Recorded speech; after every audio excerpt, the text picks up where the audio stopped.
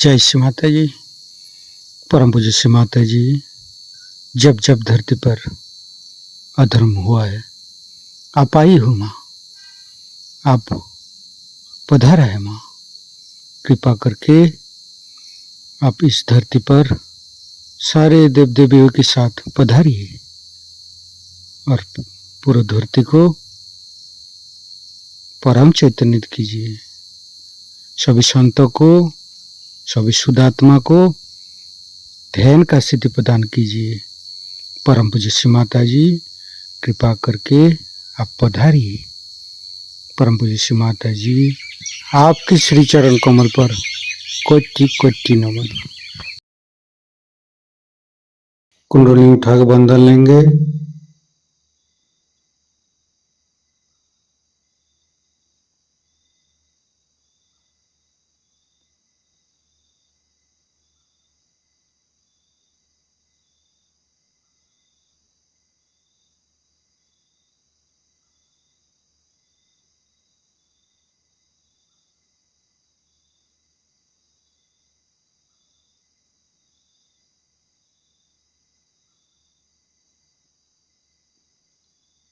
तीनों महामंत्र। ओम तमेव साक्षात् श्री महालक्ष्मी महासरस्वती महाकाली त्रिगुणात्मिका कुंडली साक्षात् श्री आदिशक्ति माता जी श्री निर्मला देवी नमो नमः। ओम तमेव साक्षात् श्री कल्की साक्षात् श्री आदिशक्ति माता जी श्री निर्मला देवी नमो नमः। ओम तमेव साक्षात् श्री कल्की साक्षात् श्री सहस्रार स्वामिनी मोक्ष प्रदायिनी माता जी श्री निर्मला देवी नमो नमः। गणेश मंत्र। ओम तमेव साक्षात् श्री गणेश साक्षात् श्री आदिशक्ति माता जी श्री निर्मला देवी नमो नमः।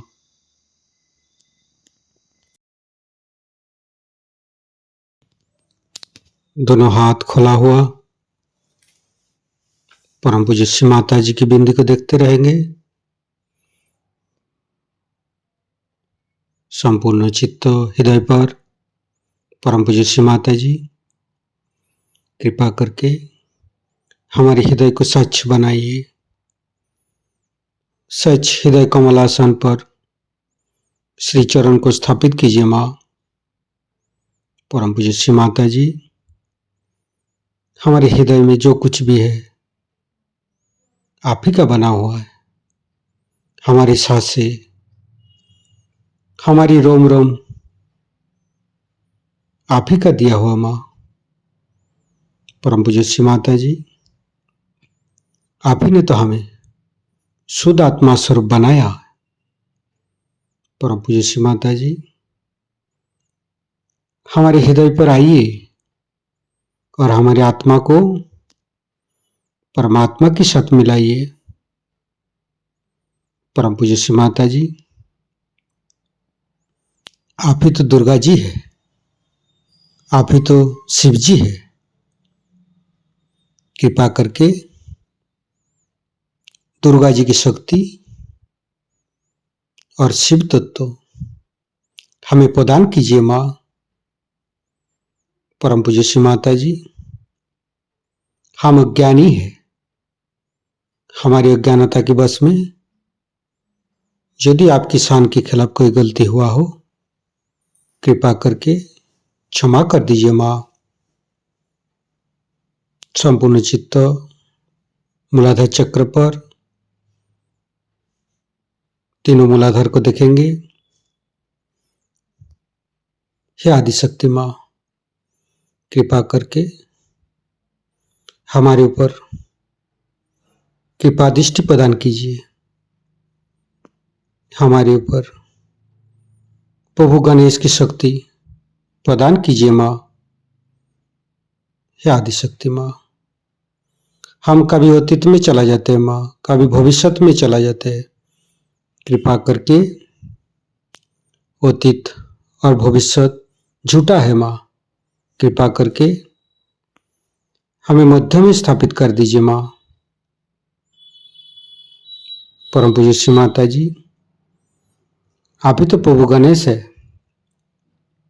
कृपा करके हमारे तीनों नाड़ी, सातों चक्रों के अंदर समस्त दोषों को, समस्त रोगों को, समस्त बाधाएं दूर कीजिए माँ। संपूर्ण चित्त बाएं मूलाधार, परम पूज्य श्री माता जी, कृपा करके हमारे अंदर अबोधिता और पवित्रता को रक्षा कीजिए माँ। निर्मल गणेश की मंत्र लेंगे। ओम तमेव साक्षात श्री निर्मल गणेश साक्षात श्री आदिशक्ति माता जी श्री निर्मला देव्ये नमो नमः। बाएं हाथ श्री माता जी की तरफ, दाहिने हाथ धरती पर। परम पूज्य श्री माता जी हमारे बाएं मूलाधार में समस्त दोषों को, समस्त बाधाएं को ये दाहिने हाथ तले होते हुए धरती पर विलीन कर दीजिए माँ।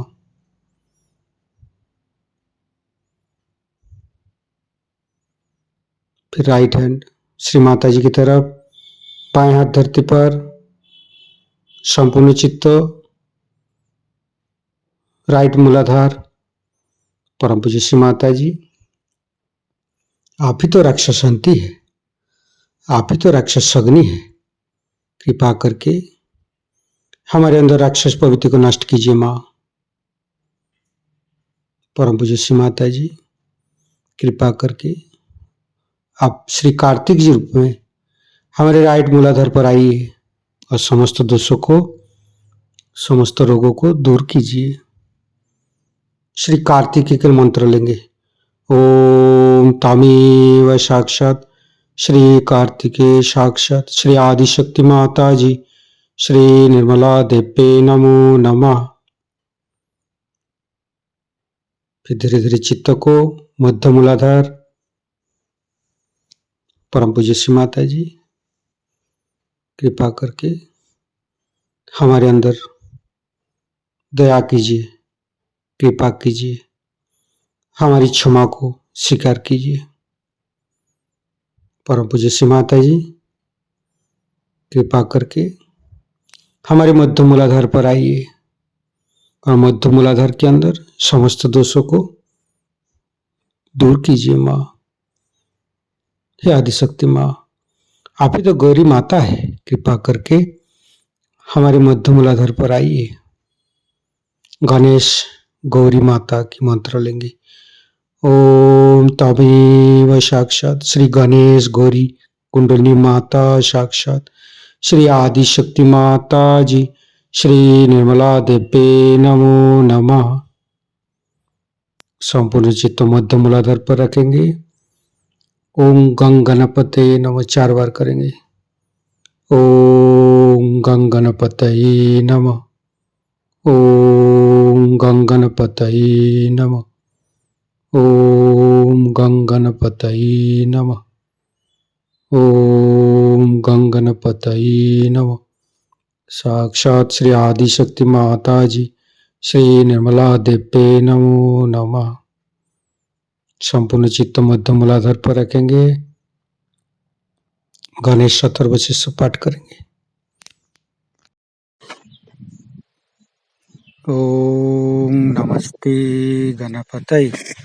तमेव प्रत्यक्षं तत्त्वमसि तमेव केवलं कर्तासि तमेव केवलं धर्तासि तमेव केवलं हर्तासि तमेव सर्वं खल्विदं ब्रह्मासि तं साक्षादात्मसि नित्यं ऋतं वच्मि सत्यं वच्मि अवतं माम् अववक्तारम् अवसोतारम् अवदातारम् अवधातारम् अवानुचानमवशिष्यम् अवपश्चातात् अवपुरस्तात् अवोत्तरातात् अवदक्षिणातात् अवचोदातात् अवधरातात् सर्वतो मां पाहि पाहि समन्त्रात् तं वाङ्मयस्तं चिन्मयो तं आनन्दमयस्तं ब्रह्ममयो स्तं सच्चिदानन्दादित्यसि स्तं प्रत्यक्षं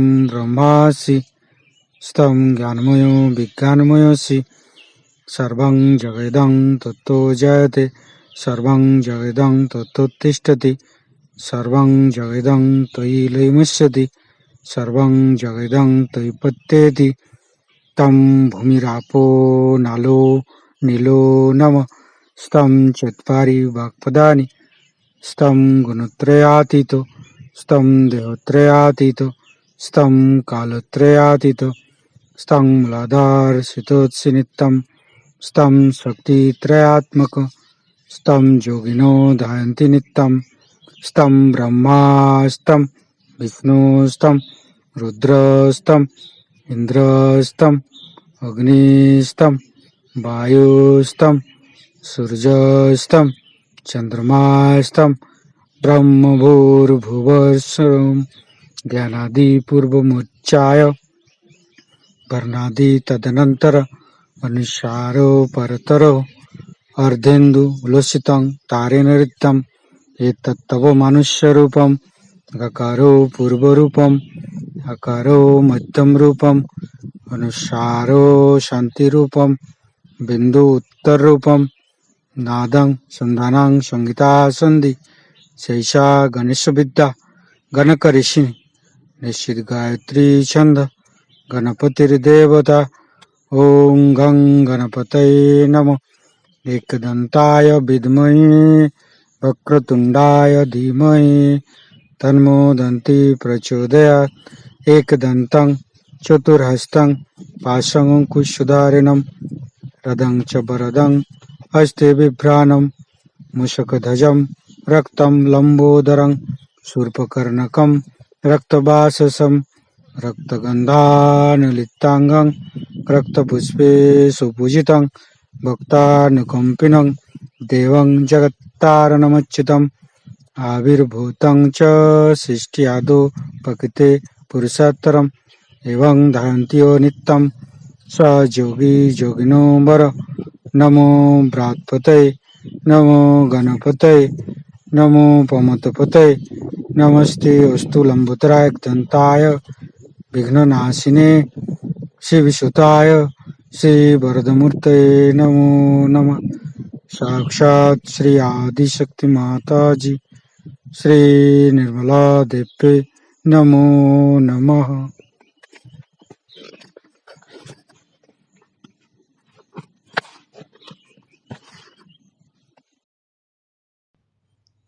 धीरे धीरे चित्त को लेफ्ट स्वादिष्ठान राइट स्वादिष्ठान मध्य फिर चित्त को राइट नाभि लेफ्ट नाभि मध्य नाभि फिर तीनों हृदय तीनों विशुद्धि फ्रंट आज्ञा बैक आज्ञा। परम पूज्य श्री माता जी हमारे अंदर अहंकार पति अहंकार को दूर करके हमारे ब्रह्मरंध्र को खोल दीजिए माँ। संपूर्ण चित्त ब्रह्मरंध्र पर सिर के तालु भाग दोनों हाथों पर सिर के तालु भाग पर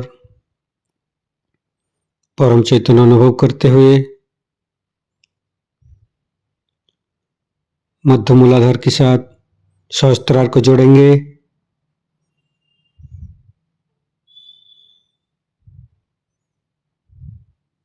लेफ्ट मूलाधार के साथ सहस्त्रार को जोड़ेंगे।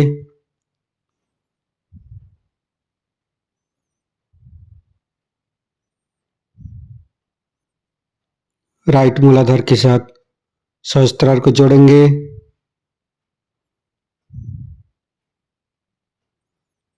फिर संपूर्ण चित्त सहस्त्रार पर रखेंगे। परम पूज्य श्री माता जी, हमें निर्विचारिता प्रदान कीजिए माँ। हमें ध्यान का स्थिति दीजिए माँ। निर्विचारिता का मंत्र लेंगे। ओम तमेव साक्षात श्री निर्विचारिता साक्षात श्री आदिशक्ति माता जी श्री निर्मला देवे नमो नमः। संपूर्ण चित्त सहस्त्रार पर हे आदिशक्ति माँ, कृपा करके हमारे ऊपर ऐसी कृपा कीजिए ताकि आपकी अमृत वाणी को हम सहस्त्रार से सुन सकूं। संपूर्ण चित्त सहस्त्रार पर परम पूज्य श्री माता जी की अमृत वाणी हम सहस्त्रार से ग्रहण करेंगे। इस नव वर्ष के शुभ अवसर पर दिल्ली में हमारा आना हुआ और आप लोगों ने जो आयोजन किया हुआ है, ये एक बड़ी महत्वपूर्ण घटना होनी चाहिए।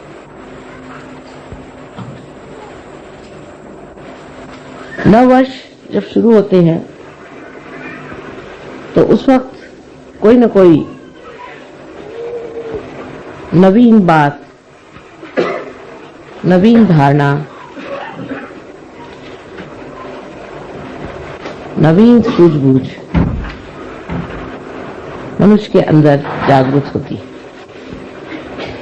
वो स्वयं स्फूर्त होती है।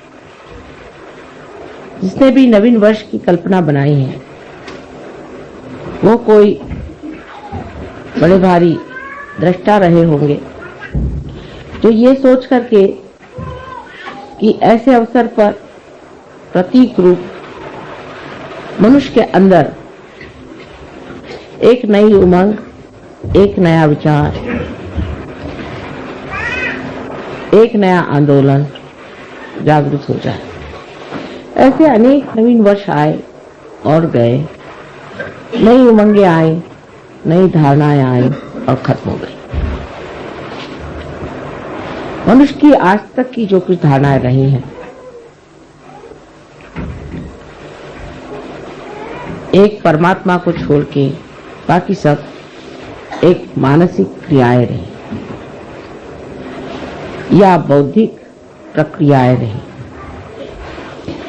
मनुष्य अपने बुद्धि से जो भी ठीक समझता था उसका आंदोलन एक नवीन कल्पना समझ करके चला था। वो आंदोलन कुछ दूर तक जाके फिर न जाने क्यों हठात उसी विशेष व्यक्ति को और उसी समाज को या उस समय में रहने वाले लोगों पर आघात करता। इसका कारण क्या था ये लोग नहीं समझ पाते, लेकिन आज हमें इसका साक्षात बहुत ज्यादा अधिक स्पष्ट रूप से हो रहा है। जैसे कि धर्म की व्यवस्था हुई, धर्म की व्यवस्था में मनुष्य ने जब भी बुद्धि और मानसिक शक्तियों का उपयोग किया तो बुद्धि के दम में वो एक वाद विवाद के क्षेत्र में बढ़ गया और अनेक वाद विवाद शुरू हो गए। अगर सत्य एक है तो पंथ इतने क्यों हुए, इतने धर्म क्यों हुए, उन धर्मों में भी इतने और भी जाति भेद क्यों हो गए। ऐसे भेद करते करते न जाने दुनिया में कितने ही गुट जम गए हैं जिसका समझ में नहीं आता है। किसी से पूछते हैं कि आप साहब कौन धर्म के हैं तो आपको ऐसे धर्म का नाम बताएंगे कि जो आपने कभी सुना भी नहीं। ऐसे धर्म धीरे धीरे मेरे ख्याल से हर एक नवीन वर्ष में ही उत्पन्न होते गए, क्योंकि मनुष्य की बुद्धि हर एक नवीन वर्ष में कोई न कोई नया उमंग लेकर पैदा हो। इसी प्रकार हमारे बुद्धि से राजनैतिक क्षेत्र में भी बहुत सी नई नई उमंगें आई और मनुष्य ने नई नई बातें निकाली। जैसे शुरुआत में माना गया कि चलो एक राजा ही रहे तो अच्छा है, राजा सबको समझ लेगा और राजा से ही सबको बड़ा लाभ होता है। तो देखा कि जिसको राजा बनाया वही दुष्ट निकला, उसी ने सताना शुरू कर दिया। फिर कहा नहीं, राजा तो ठीक नहीं, इसकी जगह ऐसा करो कि प्रजातंत्र चीज शुरू। फिर उन्होंने प्रजातंत्र शुरू किया। प्रजातंत्र में देखा गया कि हर एक आदमी अपने को बिल्कुल ऐसा समझता है कि वो स्वयं ही उस प्रजा का संस्थापक है, संचालक है और करता है। अब आप देख रहे हैं कि अमेरिका में कितना आतंक मचा, किस कदर हिंसाचार मचा। अगर पढ़ते हैं तो आश्चर्य होता है कि इस प्रजातंत्र का हाल ऐसा क्यों हो गया, ये तंत्र सारा गड़बड़ क्यों। वही हाल बाद में आप कम्युनिज्म जो आया वो उसकी एक समझ लीजिए कि दूसरी एक नवीन उमंग लेकर के संसार में आया कि अब हम एक नया ऐसा संसार बसाएंगे कि जिसमें सब मनुष्य में समानता आ जाए, उनमें कोई भी तरह का फर्क न रहे, खाने पीने में हर चीज में एक जैसा हो जाए और उसके अलावा उसको कोई स्वतंत्रता नहीं है। अगर वो स्वतंत्र हो गया तो स्व के तंत्र में वो गड़बड़ हो जाता है, इसलिए उसकी स्वतंत्रता हटा दी जाए। क्योंकि मनुष्य को जब एकदम मूर्ख समझा जाए तभी ऐसा हो सकता है। फिर मनुष्य मूर्ख नहीं है, वो तो हर जगह उसको आप जितना दबाएगा उतना वो खोपड़ी पे चढ़ेगा।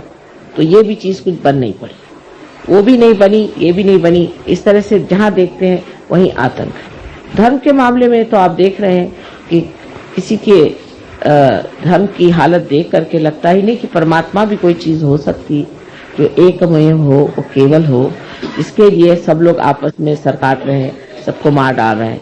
तो ये कारण क्या है?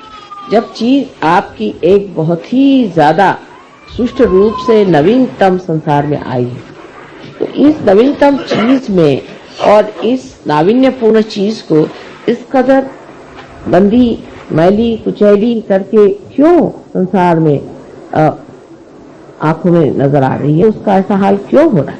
क्या वजह है कि जो चीज इतनी उदात्त, महान और उसको शुरू करने वाले भी बड़े महान और उदात्त रहे हैं, वो सब के सब जा करके आज कहाँ पहुंच गए। जैसे अमेरिका में मैं सोचती हूँ कि बहुत बड़े इंसान हो गए, उनको हम कहते हैं अब्राहम लिंकन, बहुत बड़े आदमी थे, रियलाइज सोल थे। उन्होंने सीधी चीज, इतनी बढ़िया चीज संसार में ला दी, इतना बड़ा काम कर दिया। लेकिन अब जो है वहां देखते हैं तो सोचते हैं जो उन्होंने किया था पता नहीं उसको किस तरह से इन लोगों ने एकदम विद्रूप और क्रूर करके रख दिया। एक ये बात हो गई।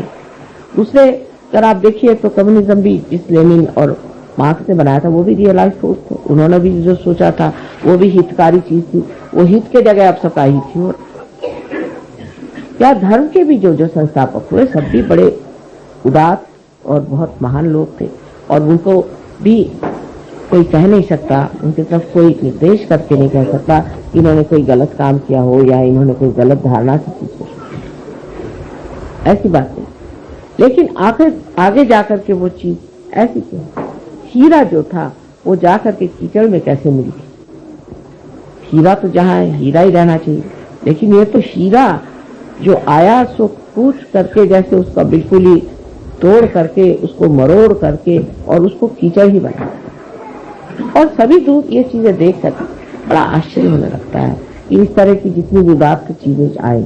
अब साइंस आया संसार में, लोगों ने कहा अब साइंस आया, अब तो हम लोग के सारे प्रश्न हल हो गए, और उस सब प्रश्न हल होने के बाद में और अब हमें कोई चीज की चिंता नहीं करनी चाहिए और सब चीज ठीक हो जाएगी। तो बात नहीं, हमने एक राक्षस बना के रख दिया है, एटम बॉम्ब, हाइड्रोजन बॉम्ब, ये वो अपने खोपड़ी पे खड़े कर दिए। इधर उससे ही बनी हुई ये प्लास्टिक और ये नायलॉन और ये सब इसके पहाड़ के पहाड़ खड़े कर दिए। ये सब चीजें जो सुविधा के लिए बनाई थी इतनी असुविधाजनक हो गई, इनसे दुनिया भर की बीमारियां आ गई, आफतें आ गई। आखिर क्या बची? क्यों इस तरह से हो गया? ये सब जो चीजें, ये सब हित प्रणीत, हित को लेकर के हितकारी बनाई गई थी। उसी से मनुष्य की नवीन उमंगे आई, उसी से उसने सोचा कि मानव के उद्धार के लिए चीज बनाई जाए, वही उसके उद्धार की जगह उसको पूर्णतया नष्ट करने की। इसका कारण क्या? कारण यह है कि जैसे श्री कृष्ण ने कहा हुआ है कि मनुष्य की जो धारणा है या मनुष्य का जो विचार है या जो मानव की जो चेतना है वो नीचे की ओर बढ़े और धीरे धीरे वो धूली में मिले। ये उन्होंने कहा नहीं, ये मैं कह रही, क्योंकि आज वो साक्षात है। श्री कृष्ण ने भी जो धारणाएं रखी वो भी धूली में मिली, राम ने जो रखी वो भी धूली में मिल गई। उसके बाद जिन्होंने भी कोई धारणा रखी जो कि बिल्कुल सत्य स्वरूप थी, सत्य का ही अंग प्रत्यंग थी, वो सब धूली में मिल गई। इसका कारण यह है कि जब ये मनुष्य के दिमाग के घड़े में पड़ती है तो उसमें कोई ऐसी विषारू वस्तु है कि जिससे ये सब चीज विष में होता है। ये विषारी वस्तु क्या है जिससे इस तरह का कार्य होता है? वो है इसकी सीमाएं। हर चीज की सीमा होती है, इसी तरह बुद्धि की भी सीमा होती है, और इसीलिए इस सीमा में बंद करके वो चीज घुट करके और नष्ट हो जाती है। जैसे कि अंगूर का सुंदर स्वाद वाला रस भी अगर एक घड़े में बंद कर दिया जाए तो उसमें उसकी शराब बन के उसका नशा चढ़ जाता है। उसी प्रकार मनुष्य के मस्तिष्क में जो कि सीमित लिमिटेड है, उसमें ये अनलिमिटेड चीजें डाल देने से एकदम नष्ट हो जाता है। इसका मतलब ये नहीं कि मनुष्य का मस्तिष्क ही कुछ खराब है। इसका मतलब यह है कि ये जो मस्तिष्क है इसकी सीमाएं तोड़नी होंगी, इसकी सीमाएं बढ़ानी होंगी। मनुष्य की चेतना जो है वो व्यापक करनी चाहिए, इतनी व्यापक होनी चाहिए कि उसके अंदर सत्य समा और वो खुली होनी चाहिए। इसका लक्ष्य क्या है? उधर ध्यान हमारा हटते जाता है। जब चीज सीमित होती जाती है तो इसका लक्ष्य क्या है? उधर हमारा ध्यान नहीं जाता। हर चीज का लक्ष्य था कि मनुष्य का हित हो, और हित क्या चीज है? इसमें श्री कृष्ण ने बताया कि हित वो है जो आत्मा का कल्याण करे। अब आत्मा स्वयं ही कल्याणमय है, लेकिन कल्याण करे माने आत्मा से हम लोगों का कल्याण हो। लेकिन जब आत्मा ही खोया हुआ है तो हमारा कल्याण कैसे हो सकता? आज का जो नवीन वर्ष है ये विशेष बात है, क्योंकि आज की जो बात हम कर रहे हैं, आज का जो हम सहयोग का कार्य कर रहे हैं, ये हम अपने मस्तिष्क को विस्तीर्ण करें, महान करें, जिसको कि श्री कृष्ण ने कहा है कि विराट का स्थान जो है वो इस मस्तिष्क में है। इसके अंदर उसके जड़ें, उन जड़ों को हम जागरूक कर रहे हैं। वो जड़ें जागरूक होने से ही सत्य को पूरी तरह से अंदर पोषित कर सकते हैं, एब्सॉर्ब कर सकते। मनुष्य की जो सीमित प्रकृति है वो खुल जाती है। लेक्चर देना तो बहुत आसान है कि आप मनुष्य के हित के लिए ये करो, हित के लिए वो करो, लेकिन होता नहीं। अंत में मनुष्य अपना हित नहीं करता, उल्टे अपना भी अहित कर सकता है और सारे समाज का भी अहित कर सकता है। इस मस्तिष्क को बढ़ाने के लिए सिर्फ एक ही तरीका है, वो है कि हमारे अंदर, हमारे हृदय में बसे हुए श्री आत्मा राम को जागरूक करना और उनके प्रकाश से हमारे बुद्धि को जागरूक करना, हमारे मस्तिष्क को जागरूक करना। तो कैसे होता है कि हमारे हृदय के अंदर जो आत्मा है वो साक्षी स्वरूप बैठा हुआ सब चीज देख। जिस वक्त कुंडलिनी, जिसे आप गौरी माता कहते हैं, जब जागरूक हो जाती है तो मस्तिष्क में भेद करके यहाँ पर ब्रह्मरंध्र को छेदने के बाद यहाँ पर जो परमात्मा का पाठ है उसे आलोकित कर।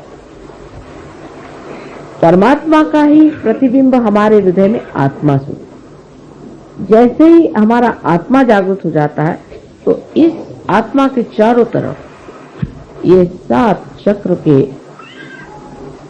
आलोक, 7 चक्र के मंडल वो भी जागृत हो जाते हैं। और ये 7 चक्रों की जो पीठ है वो हमारे मस्तिष्क में है, क्योंकि वो भी जागृत हो जाते हैं, इसीलिए ये 7 मंडल भी हमारे हृदय में जागृत हो जाते हैं। ये मंडल जागृत हो जाने से ही हमारी जो नसें हैं या हमारी जो ब्रेन है वो एक तरह से अति सूक्ष्म तरीके से खुल जाता है और उसके अंदर शोषण करने की शक्ति बढ़ती है। सत्य को शोषण करने की शक्ति बढ़ने से ही मनुष्य सत्य पे खड़ा हो सकता है। आज तक मनुष्य सत्य पे खड़ा नहीं हो पाया। सत्य को सुनता है, जानता है, देखता है, पर उस पर खड़ा नहीं हो सकता। सत्य को आत्मसात करने के लिए आत्मा की जागृति होनी चाहिए और वो आज सहयोग में हो गई, सहज में ही हो गई कहना चाहिए।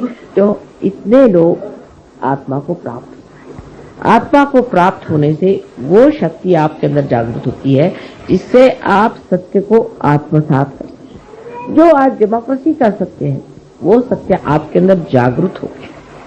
माने ये कि दूसरा कौन है? दूसरा कौन है? सब तो हम ही हैं, हमारे ही अंदर सब कुछ है।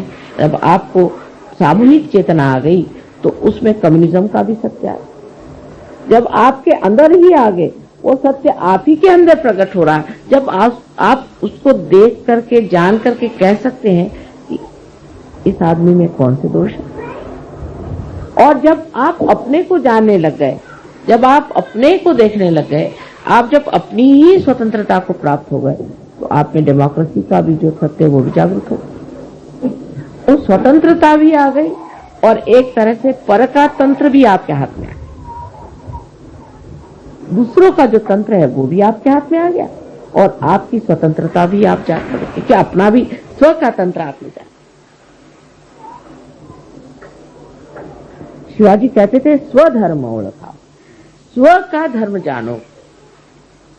स्व का माने अपने आत्मा का धर्म आप जानो। और आत्मा का धर्म जो है कहने को तो स्व है लेकिन ये जागतिक विश्व का आत्मा है। जो विश्व का आत्मा है वही हमारे हृदय में बसा हुआ है।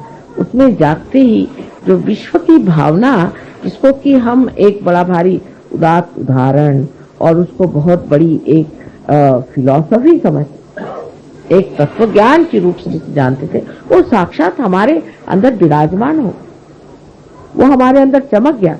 हमें उसके लिए कहीं कोई किताब पढ़ने की जरूरत नहीं, किसी को जानने की जरूरत नहीं। देखते साथ जानते हैं कि ये कहाँ है, ये कहाँ, इनका क्या चल रहा, उनका क्या मामला हो रहा। यहाँ बैठे बैठे आप सारी दुनिया को जान सकते हैं।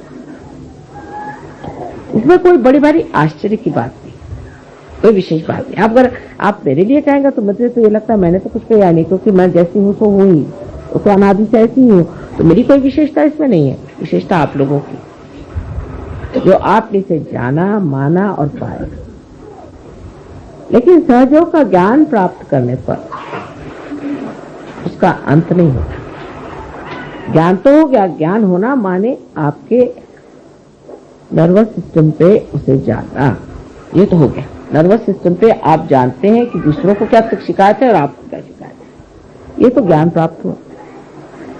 जो लोग उल्टी तरीके से चलते हैं वो सोचते हैं ज्ञान करना माने ये कि हमें बुद्धि से जानना, बुद्धि से हमें जानना है। बुद्धि से जानना माने क्या कि हम अब किताबें पढ़ के जान लेंगे या हम किसी गुरु के पास बैठ करके जान लेंगे या किसी के उपदेश सुनने से हम जान लेंगे, तो नहीं जान। ज्ञान का मतलब है कि आपके नर्वस सिस्टम में से जाना। यही ज्ञेय शब्द, यही वेद है, यही विद है, यही बोध है, यही बुद्ध है। यानी आज आप बुद्ध हैं क्योंकि आपको बोध हो गया। बोध होने का मतलब ये नहीं किसी ने बोध पिला दिया आपको, हाँ भाई ऐसा करो, ये करो, वो करो, और उससे पहले जो कुछ भी आपको बताया गया वो सब व्यर्थ ही हो गया। किसी ने बताया हाँ साहब आप सवेरे खाना मत खाइए, शाम को खाना खाइए। किसी ने कहा सवेरे खाइए, शाम को मत खाइए। कुछ ऐसी वैसी सब बातें चलते चलते लोग पहुंचे कि साहब समझ में नहीं आता। कोई कहते सवेरे खाओ, कोई कहते रात को, कोई कहते इधर करो, कोई कहते वो करो, और कुछ बनता ही नहीं। लेकिन जो बोलता है उसके तो कोई चरित्र में विशेषता नहीं आई, उसका तो कोई स्वभाव नहीं बना। सो महावीर जी के इसमें मैं अभी कल ही मुझे ये चीज मिली। महावीर जी ने कहा है कि पहले ज्ञान को प्राप्त करो। तो सब जितने भी जैन लोग थे, उन्होंने सोचा ज्ञान को प्राप्त करना माने किताबें पढ़ो, ये पढ़ो वो पढ़ो, सम्यक ज्ञान फलाना ठिकाना। सम्यक ज्ञान कहने से क्या सम्यक ज्ञान आने चाहिए? वो तो अंदर जागृति से आएगा ना। सम्यक माने इंटीग्रेटेड। जब तक आपके सारे चक्र इंटीग्रेट नहीं होंगे तब तक सम्यक ज्ञान नहीं आ सकता। तो उनका भी विचार जो था वो खत्म कर दिया। पहले उन्होंने कहा ज्ञान आना चाहिए, अब ज्ञान में चल पड़े। हमारे यहाँ एक से एक पंडित मराठी में कहते पढ़त मूर्ख, पढ़ पढ़ के मूर्ख बन गए। पढ़ी पढ़ी पंडित मूर्ख बन। तो वो निकलता ही नहीं खोपड़ी में से। जो सीखा हुआ तो इतना होता है कि कभी कभी कोई पढ़े लिखे लोग आते तो उनसे कहते ऐसा करिए आप 2 दिन तक आप बोलते ही रहिए, जो कुछ भी आपके खोपड़ी में पहले आप मुझे बता दी। जब खोपड़ी से निकल जाएगा तब फिर बात करें, क्योंकि दूसरे ही सब घुसे ही इनके सर में, तो इनको कैसे घुसाया जाए। ये इस प्रकार हमारी जो बुद्धि है उसके चक्कर ऐसे चल पड़ते हैं कि जो चीज बताई, जो लक्ष्य है उससे हटके। पहली चीज उन्होंने बताई ज्ञान, ज्ञान प्राप्त। ज्ञान प्राप्त करने का मतलब क्या? ज्ञान प्राप्त करने का मतलब होता है बोध। सो कैसे होगा? किसी ने ये नहीं पूछा कि ज्ञान कैसे प्राप्त होगा। श्री कृष्ण ने भी साफ तरीके से नहीं कहा कि कुंडलिनी का जागरण होना चाहिए। वो जमाना नहीं था। सिर्फ अर्जुन से उन्होंने बात करी, क्या दुनिया के लिए नहीं की थी कि अब लोग बैठ करके सबको गीता सुनाते हैं। सिर्फ अर्जुन के लिए था। अर्जुन एक रियलाइज सोल था, उससे बात करी। और नॉन रियलाइज से तो उन्होंने बात नहीं करी, एक अर्जुन से बात करी। और वो सारे अब दुनिया भर को आप इन्होंने तो जिनका रियलाइजेशन नहीं हुआ, जो अंधे हैं, उनसे आप बताइए कि हाथ में आपके सांप है, आप छोड़ दीजिए। आप छोड़ दीजिए, कभी नहीं छोड़ सकते। तो शुरुआत ही नहीं हुई किसी चीज की, अभी शुरुआत ही नहीं। जब शुरुआत हुई तो आपने देखा कि हाँ चीज ठीक है, आंख खुलती बाप रे हाथ में सांप है, आपने छोड़ दिया। लेकिन उल्टे लोग सांप ही को पकड़े रहेंगे जब तक अंधापन है।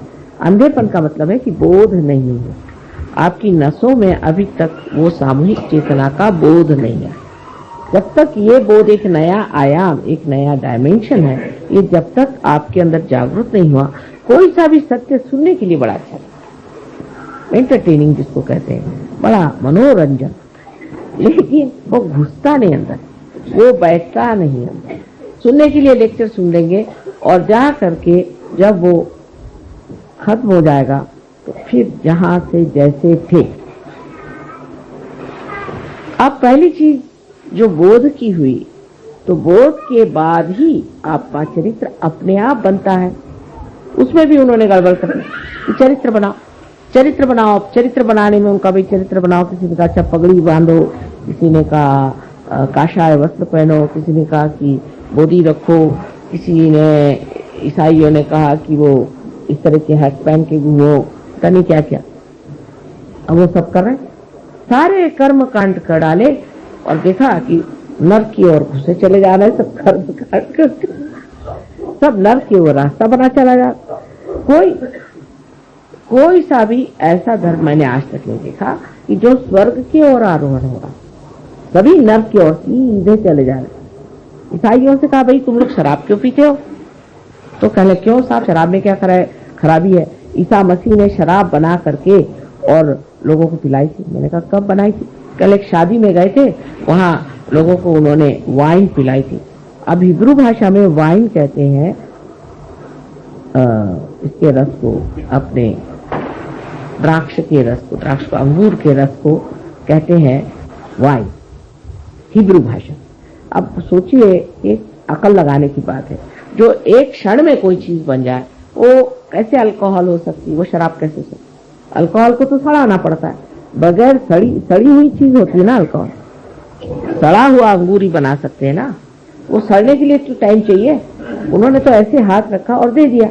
जैसे आपके माँ के साथ भी हुआ, अभी हम रोम गए थे, तो वहां जिस गवर्नमेंट ने काफी मदद की और उन्होंने कहा कि इनका आप ब्रॉडकास्ट करिए, तो वो जो डायरेक्टर साहब थे उन्होंने कहा हमें आप पहले रियलाइजेशन दीजिए, तब हम फिर आपका सब करेंगे। अच्छा ठीक है। तो हमने कहा जरा पानी मंगाओ। पानी में हमने हाथ फेरा, उन्होंने पिया तो पानी है क्या? मैंने कहा क्यों? नहीं ये तो पहले वाइन जैसे लग रहा है।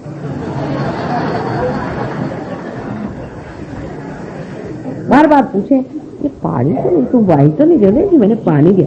अच्छा फिर पिए, फिर वो कहे बार बार, फिर उन्होंने अनाउंस भी किया। उसके बाद उनके टीवी में भी उन्होंने कहा साहब उन्होंने मुझे पानी में हाथ डाल के दिया तो वो वाइन के जैसा टेस्ट था। पर वो कहने लगे कि वाइन माने शराब के जैसे नहीं, अंगूर के रस।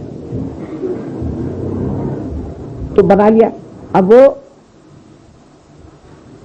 जब प्राइस के बारे में बात करेंगे तो ऐसा लगता है कि वो कोई शराब खाने के इंचार्ज थे कि क्या।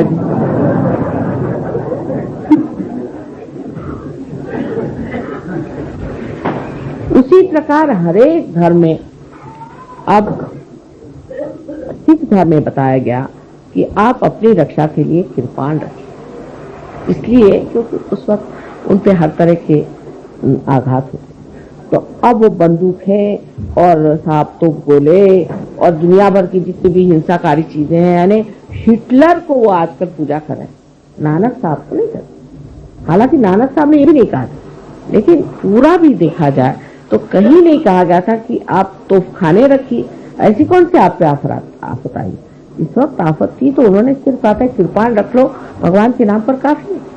और किसी ने चलाया नहीं कृपाण, किसी ने चलाया नहीं था। रक्षा के लिए सिर्फ एक प्रतीक रूप से उन्होंने कहा रखे। पहले तो जब हम लोग छोटे थे तो सिख लोग इतना सा छोटा सा रखते थे कृपाण, इतना छोटा। अब देखती हूँ साइज बढ़ते बढ़ते जैसे जैसे दिने दिने बढ़ते सवायो, आजकल ये हालत है कि तोपखाने रखे हो। ये इतनी हमारी तो अभी इतनी उम्र हुई है, इस उम्र में हम ही देख देख के हैरान है कि ये इसका साइज इससे बढ़ते बढ़ते इतना बड़ा क्यों हो गया। अब उन्होंने कहा था कंघा रखो, तो कंघी तो छोटी होती होते थे इतनी हो गई, अभी तो दिखाई भी नहीं दी। और ये तोपखाने जो है इतने लंबे लंबे हो। तो ये बुद्धि के चक्कर जो है हमेशा गलत चीज पे क्यों जाते, क्योंकि मनुष्य की चेतना हमेशा नीचे की ओर जाती।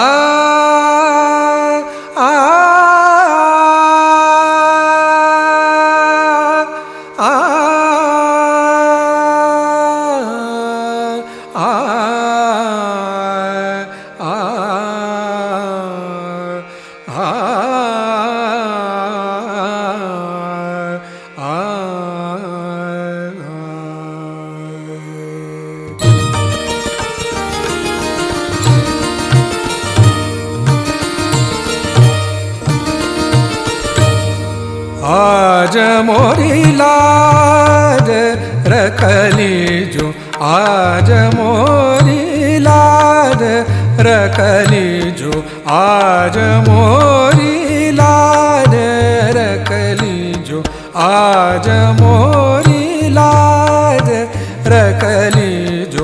मोरी विपदा दूर करो, मोरी विपदा,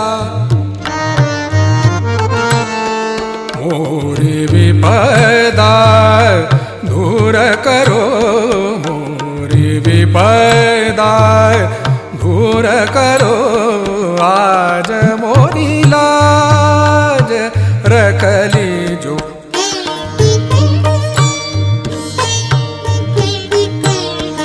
आज मोरी लाज रखली जो, आज मोरी लाज।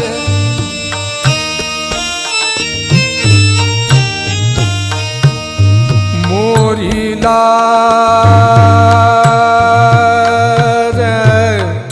मोरी लाज, आज मोरी लाज रखली जो।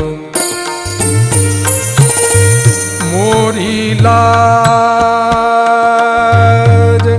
मोरी लाज, मोरी लाज रखली जो, आज आज मोरी लाज रखली जो, आज मोरी लाज।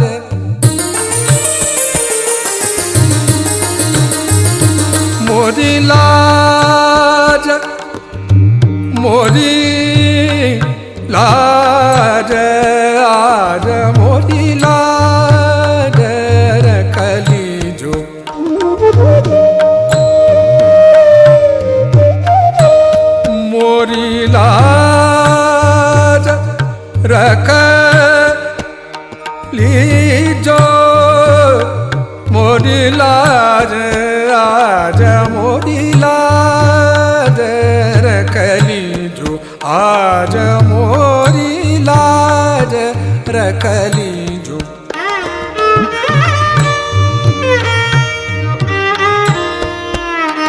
मोरी लाज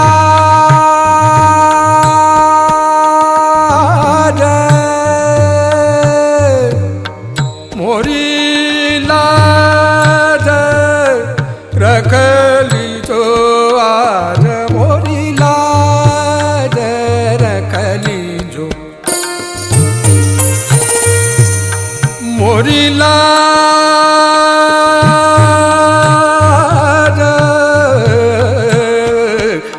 गौरी नंदन हे दुख भंजन।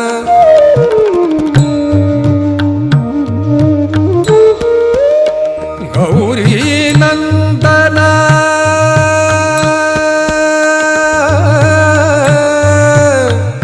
गौरी नंदन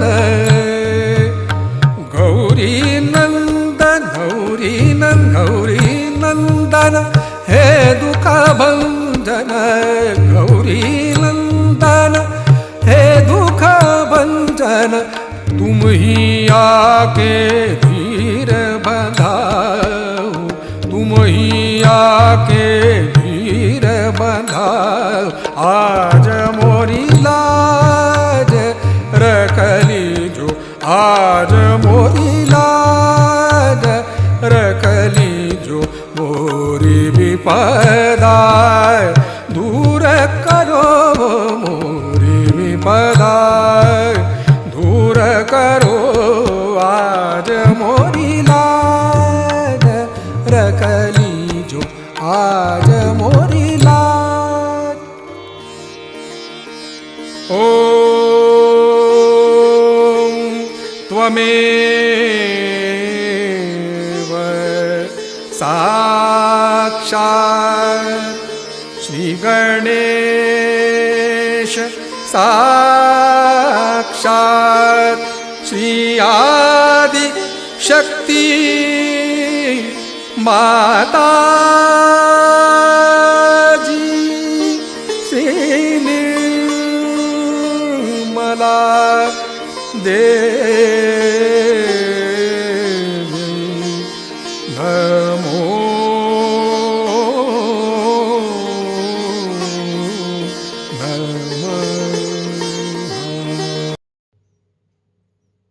हे आदिशक्ति माँ, आप जी आज दयन करा के हमको परम चैतन्य किए, हमें निर्विचारिता स्थिति प्रदान की है। इसके लिए माँ आपको कोटि कोटि नमन। हे आदिशक्ति माँ, आप ऐसे ही हमारे साथ छत्र छाया बन के रहिए, परम चैतन्य प्रदान करते रहिए। माँ कुंडली उठा के बंधन लेंगे।